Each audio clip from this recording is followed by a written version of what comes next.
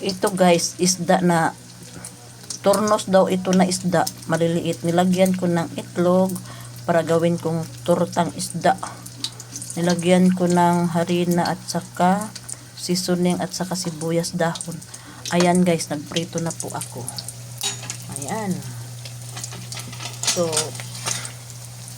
yan po ang ating ulam guys. Ayan.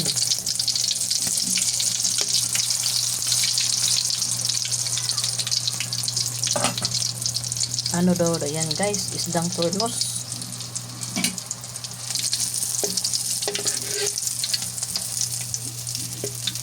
Maliliit na isda. Ayan ganito. Maliliit na isda.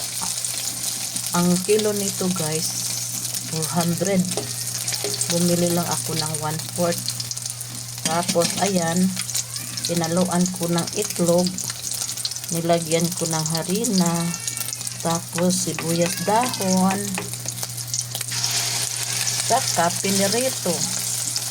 Yan po guys, may luto na tayo. Yan, salamat guys sa panunood.